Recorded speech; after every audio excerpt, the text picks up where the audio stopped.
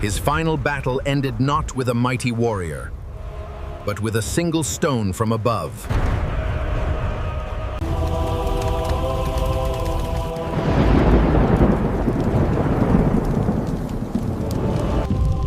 "70 brothers, one ruthless king, and a massacre that changed Israel forever." He wasn't a foreign conqueror. He murdered his own family to steal a crown. Before sunrise, Gideon's sons had no idea death was already approaching.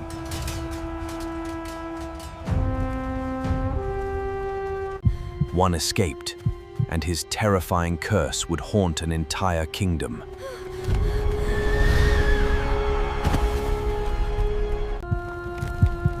Only one brother escaped, carrying words that would become a terrifying prophecy. Abimelech believed fear would make him king, but it also became his downfall. Of unimaginable betrayal.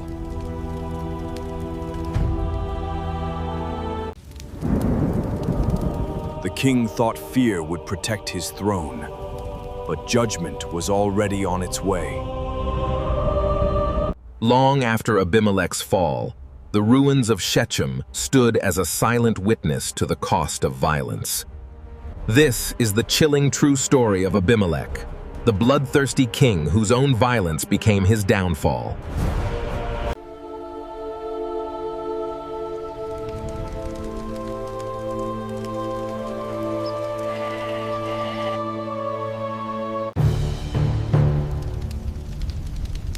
They will pay for what they have burned. This is only the beginning. I will have my vengeance. They will know my fury. I will burn it all to the ground.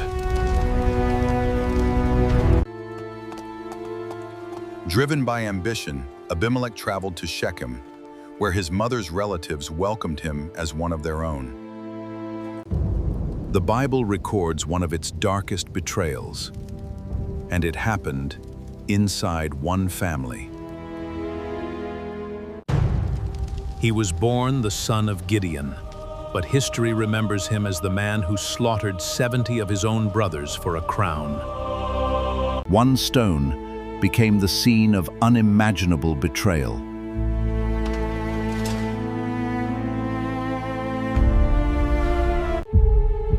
One brother escaped, and his warning became a prophecy of destruction. The throne he stole would become the instrument of his destruction. He ruled through fear until one woman changed history with a single stone.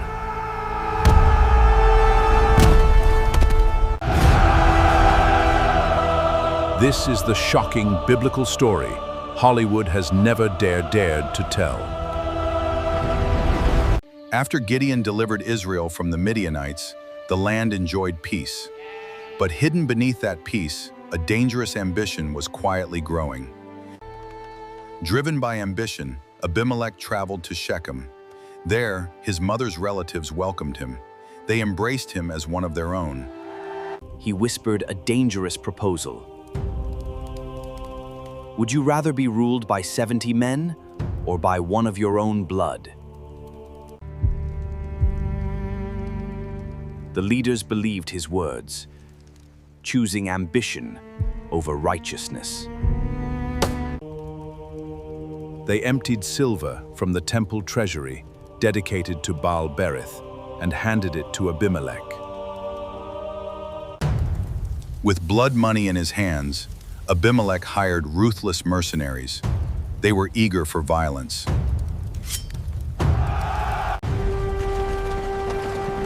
The hired soldiers marched Gideon's household, unaware they were about to commit an unforgivable crime. Steel flashed as the killers surrounded Gideon's sons before anyone could escape. One by one, 70 brothers fell upon a great stone. single great stone. The massacre was complete. Abimelech stood alone. As the last surviving son prepared to seize the throne. The massacre was complete. Abimelech stood alone, as the last surviving son prepared to seize the throne. With his brothers gone, the leaders of Shechem crowned Abimelech king beneath the great oak. Hidden high above the city, Jotham watched the celebration. He watched with a heart full of sorrow. From the mountain, Jotham raised his voice. He spoke a parable that would become prophecy. The trees searched for a king, Jotham declared, but only the thorn bush accepted the crown. Then Jotham warned that fire would consume both Abimelech and the people who crowned him. For 3 years, Abimelech ruled through fear, until rebellion spread across the land.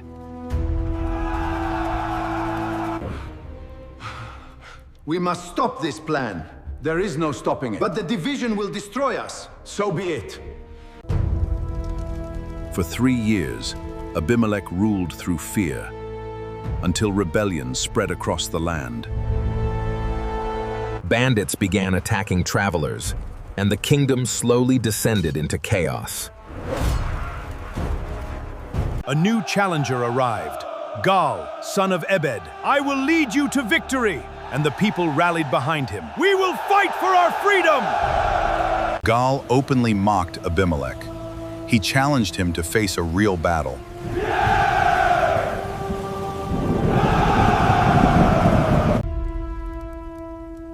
Under the cover of darkness, Abimelech divided his army into 4 companies. Move out now! Divide into 4 companies! Under the cover of darkness, Abimelech divided his army into 4 companies. Before dawn, thousands of warriors silently surrounded the city. At sunrise, Gal spotted soldiers on the mountains. But Zebul laughed, insisting they were only shadows. Moments later, the hidden army charged from every direction, and the battlefield erupted into chaos.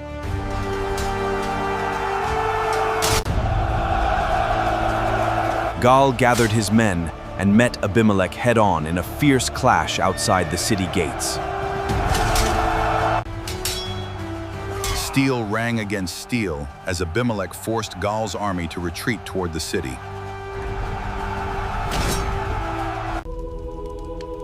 But Abimelech's anger far from satisfied.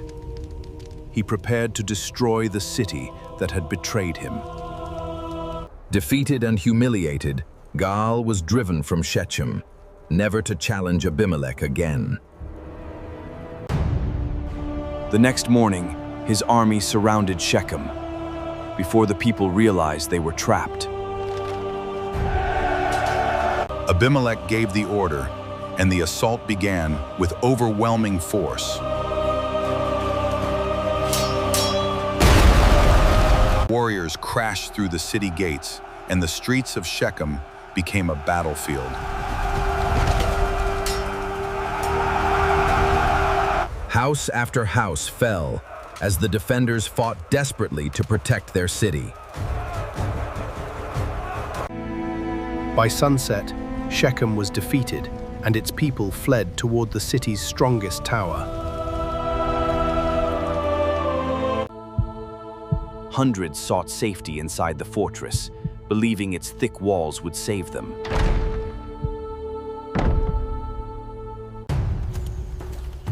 Abimelech climbed Mount Zalmon. He cut down branches for a terrifying plan. He ordered every soldier to carry a bundle of wood back to the tower.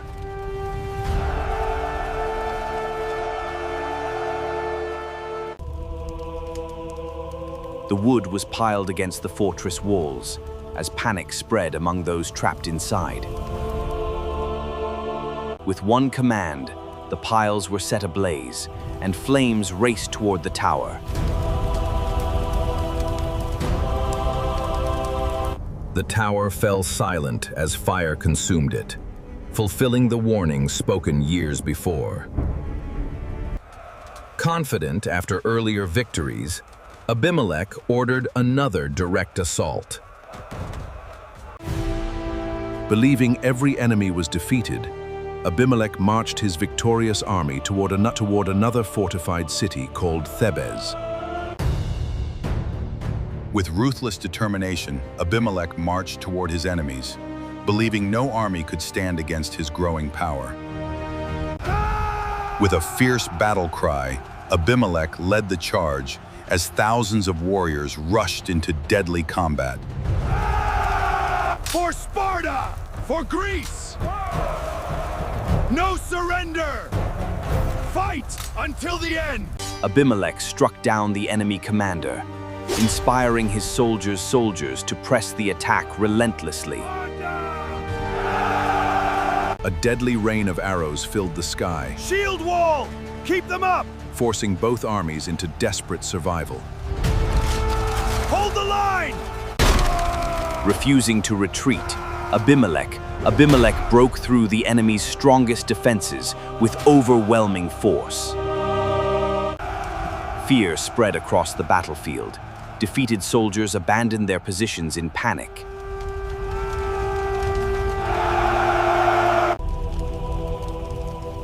The enemy camp burned through the night as Abimelech claimed another brutal victory. Without warning, fresh enemy forces launched a fierce counterattack against Abimelech's exhausted army.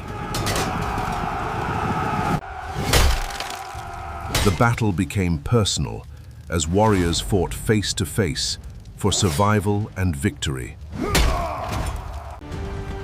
Mounted warriors thundered across the battlefield, crushing everything in their path.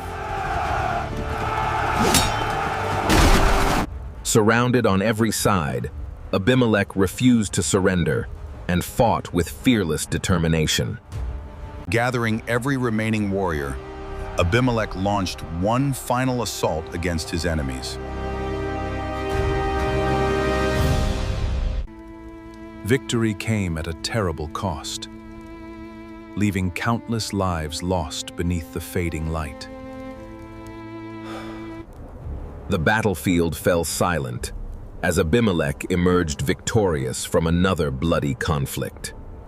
After crushing his enemies, Abimelech turned his army toward Thebez, determined to conquer yet another city. Thebez shut its gates, but Abimelech ordered an immediate assault on the city's strong defenses. The people of Thebez rushed inside their strong tower, determined to resist the coming siege. His warriors forced their way to the tower entrance, while defenders fought from above.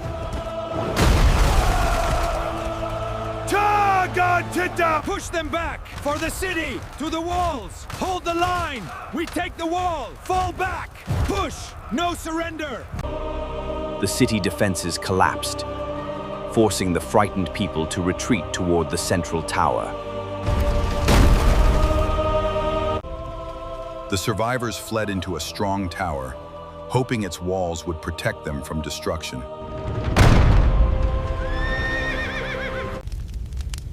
Confident of victory, Abimelech approached the tower, planning to destroy everyone hiding inside. Certain of victory, Abimelech moved closer to the gate to destroy it himself. High above, a woman spotted the king standing within range. With courage and perfect timing, she released the heavy millstone.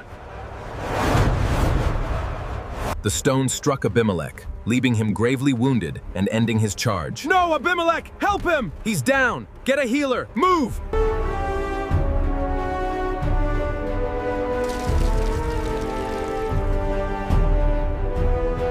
Thus ended the reign of Abimelech, and the violence he unleashed returned upon his own head. When the Israelites saw that Abimelech was dead, every soldier returned to his own home. The battlefield grew silent. So many lives had been lost. The people remembered Jotham's warning, realizing every word had come true. The story of Abimelech reminds us that power built on injustice never lasts forever. If this story taught you something new about the Bible, don't forget to like, subscribe, and share this video. Abimelech gained a crown through violence, but he could not escape the consequences of his choices. Thank you for watching. Join us next time as we uncover another unforgettable story from the Bible. The smoke cleared, revealing a kingdom forever changed by one man's thirst for power. Families slowly returned to rebuild what war had destroyed.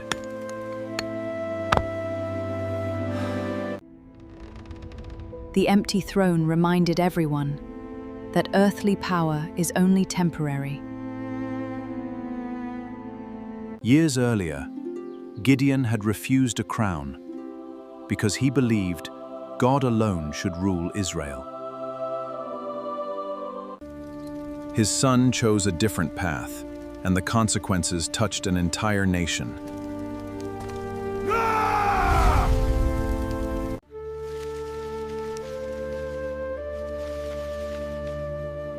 The book of Judges these events as a warning against pride and violence. Abimelech's victories were short-lived, but the lessons from his story continue today.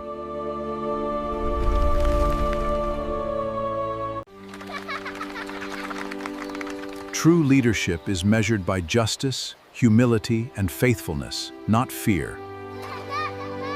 The rise and fall of Abimelech remains one of the Bible's most unforgettable stories.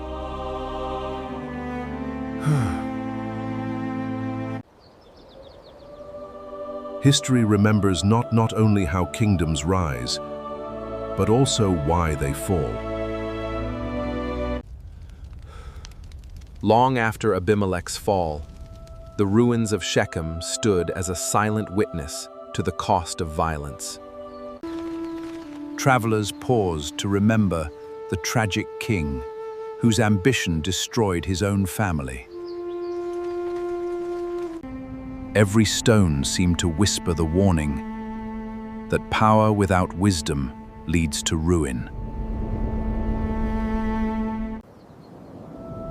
Yet God's justice reached beyond human strength, bringing every hidden deed into the light.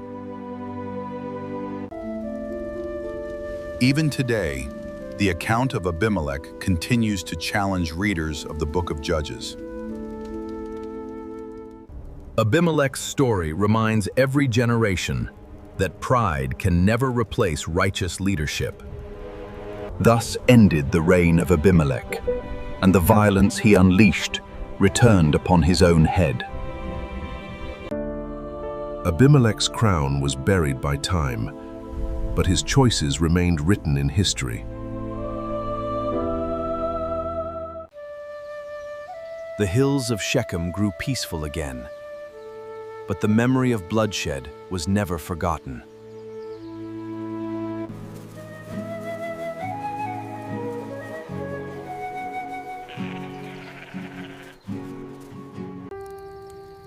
From generation to generation, parents told their children about the king consumed by ambition.